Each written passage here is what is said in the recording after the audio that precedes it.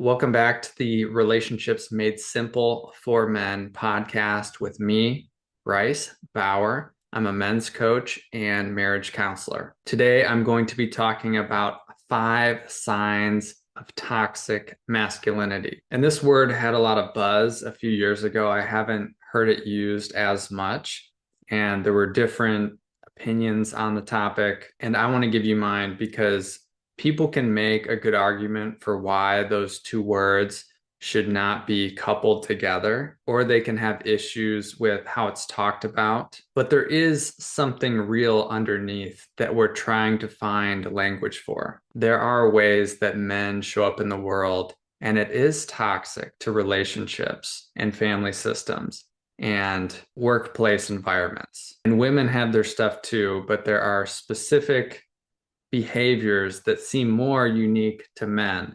And I can see that this comes about through our evolution and years of conditioning. And it's 2025 now. So we can talk about it and we can change it. We have the skills to confront it. And even just being a man who's open to hearing other people's opinions and concerns and feelings is a really big deal. And we need more of you, which brings me to my first sign of toxic masculinity, which is defensiveness around talking about the topic at all. It's like a shield, and anything that goes near it, it gets deflected back and posed as a problem that you're having. And there is no curiosity, no compassion, and frankly, no open-mindedness at all that there's any systemic issue here. It gets taken personally immediately. And as part of my research, I'm actually a part of several really large men's groups on Facebook. And I don't really post in there, but I like to read the comments because I'm curious about how men are thinking about things. And there have been a couple of posts in the last year where someone asks about toxic masculinity, and it got hundreds of comments, maybe even thousands. And I was really surprised at how this created an echo chamber of grievances. And the story was that men are so hated. They're so bad. Men need to get more credit. This is all made up. It's just a bunch of bullshit. And I was surprised because I'm a man, a white man, very generic looking in a lot of ways. I always look like somebody's friend when I go places. I look masculine. I sound masculine. And I just don't seem to experience much judgment. Maybe I'm missing something, but I don't feel like hated when I go out into the world. In fact, I can see ways in which I'm treated with privilege because I look like everyone else.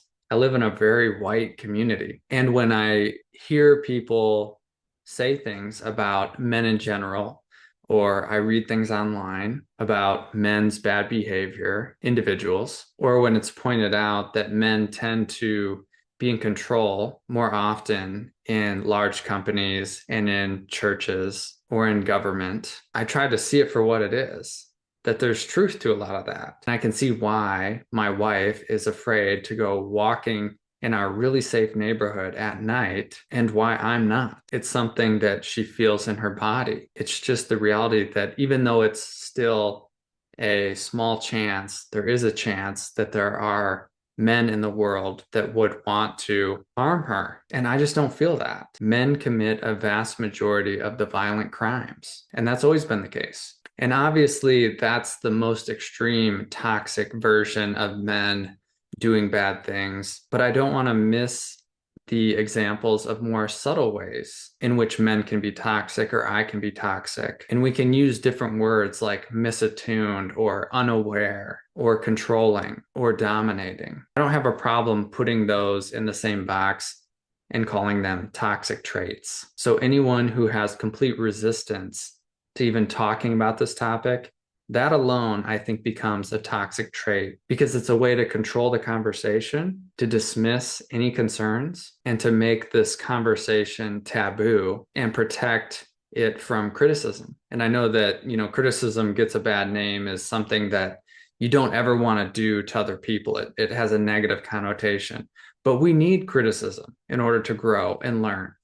and have stuff pointed out to us. The longer I've been on this journey, I'm like, yeah, bring it on. Bring on the criticism. It doesn't mean I have to take all of it, but I want to pay attention to it. If enough people are talking about it, or I'm getting the same feedback from people, it's worth paying attention to. And if you feel secure in yourself in how you're behaving in your relationships and the world, it shouldn't be triggering to talk about toxic masculinity, even if you don't agree with the title. So that's the first sign. The second sign of toxic masculinity is emotional suppression. And men are really good at this. And I have a soft spot for men and the reality that most of us were not taught how to be emotionally expressive and vulnerable in the world and to be received in a way that supports it, especially with other men. For some people, it was beaten out of them, literally, by their dad or their parents or on the playground or in the workplace. The message was clear. We don't do that here. You'll get made fun of. And it's the water that a lot of men swim in. There's a hierarchy of control and toughness, not in all groups, but in a lot of groups and cultures. And if you know a man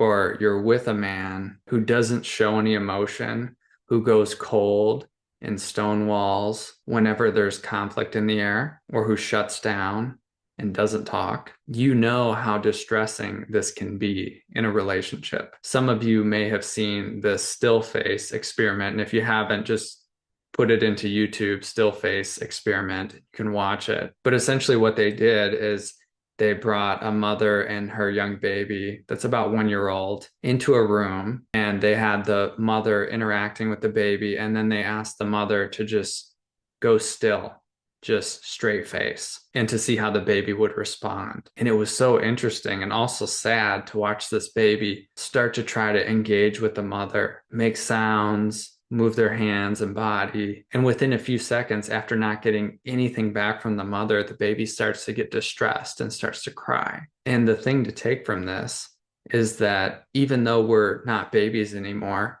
we're still wired in the same way. When we're trying to engage with someone emotionally and we're reading their face and body language and their tone, and we get like nothing back or monotone, and we don't know what's going on for them, and they don't seem to have any care coming towards us, it can be really distressing. So that's the major downside of putting on this stoic face or going numb or shutting down when we're trying to work something out, when our partner is bringing concerns to us or wants to engage emotionally. Emotional suppression is a silent killer of relationships. The third sign of toxic masculinity is dominance and control. So this can look like always needing to be right, being in charge of all the finances or not having transparency there if you're married, creating a culture where what you say is what goes. You override your wife or you just dominate your kids into submission. And this is really an energy that some men carry. They're in control. They can get big,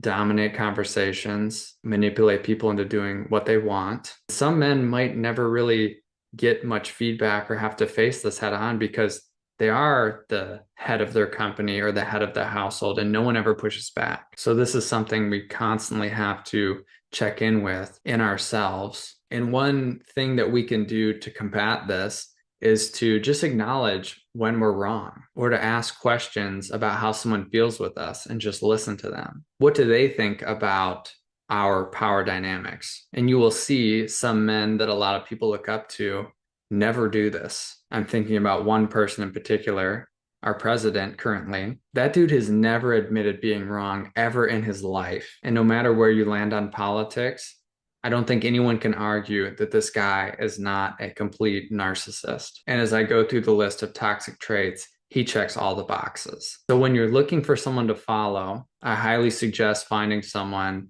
who sometimes admits that they're wrong or that they have more to learn in an area. This way you don't get swindled into believing that it's possible to be right about everything all the time. The fourth sign of toxic masculinity is misogyny and what I will call homosexual insensitivity. Some people call this homophobia, but I don't like that term because that implies that there's a fear of people being homosexual. And I don't think that's it. This is more a lack of awareness and an insensitivity. So it's people that make jokes about being gay, jab at their friends, make homosexual remarks. It's really a collection of qualities that are more feminine that we put below the masculine qualities, which at its root really is what toxic masculinity is. It's looking at masculine traits is much more valuable than feminine traits, and then taking them to the extreme while limiting feminine traits. But to be a well-rounded human being in this world, whether you're a man or a woman, you can balance both. And it doesn't mean that you won't play out different roles in your relationship. Like I'm more of a masculine man, and Jenny,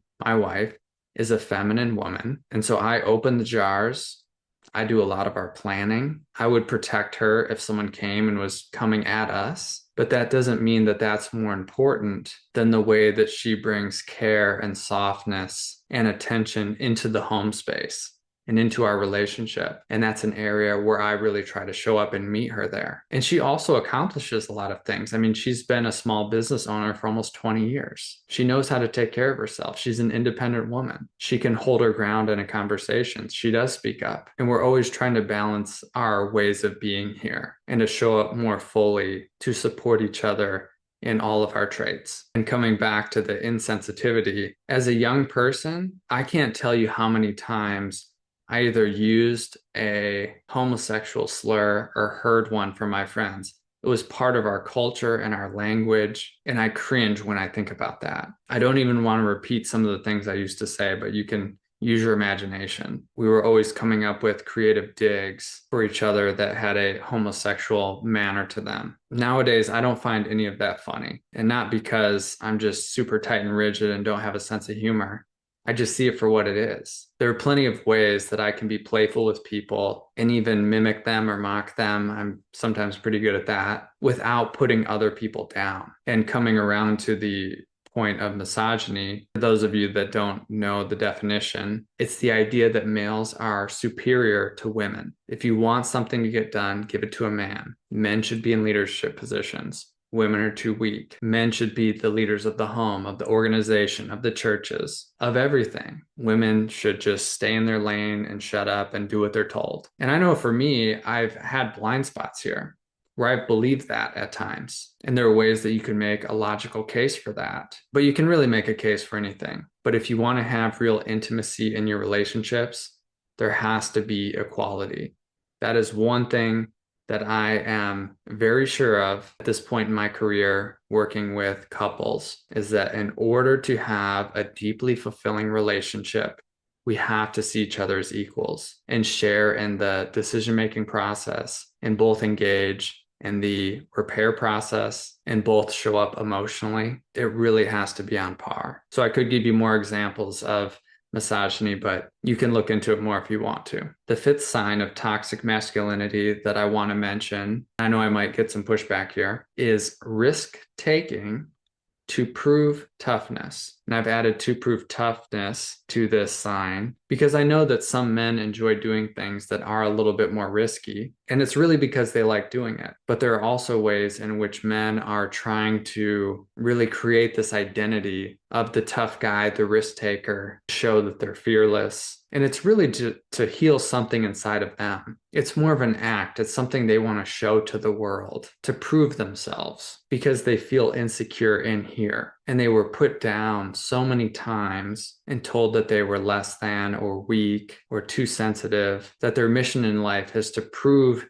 that wrong, to disown that part of themselves, hide that part of themselves. And they mask that by trying to show the world that they're tough. And this can be more extreme or it can be more subtle. For instance, I've realized that when I walked into an MMA gym at 19, I was feeling pretty insignificant in my life. I didn't know what I wanted to do. I was feeling pretty anxious. I was trying to find myself. And so the idea of stepping into a cage and being on a stage with hundreds of people watching and me trying to beat someone up, that was appealing. Like if I can do that, that'll really help me feel more confident and that will earn respect from people in the world. And I will feel some sense of significance. That's not the only reason that I did it. I genuinely liked the sport. I grew up wrestling and doing karate and playing football. So physical contact was pretty normal for me. And I did well in the sport as an amateur.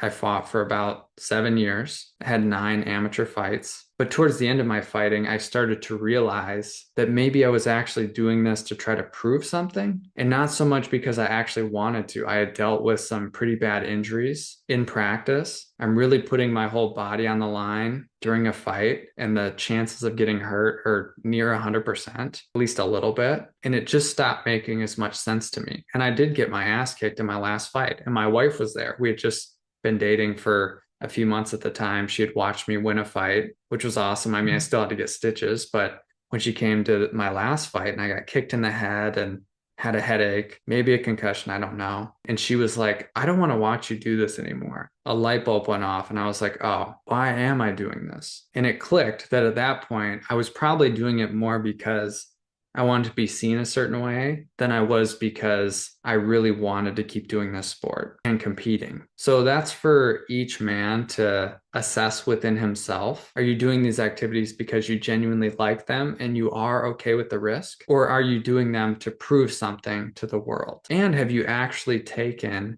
a honest look at the risk and thought about how that might impact people in your life? That's another thing to factor in. So going into a review of the 5 signs of toxic masculinity, I have 1, you get defensive around the topic itself. 2, you suppress your emotions. 3, you exert dominance and control over people in your life. 4, misogyny and homosexual insensitivity. And 5, risk-taking to prove your toughness. So I hope this was helpful today and enlightening. Maybe you can see some of this in yourself. Maybe you see it out in the world. You might even be a victim of toxic masculinity. Many men are. And if you want to be with a group of like-minded people, or you need support in your marriage or individually, you can go to my website at www.bricebauer.com. That's all I got for today. Peace.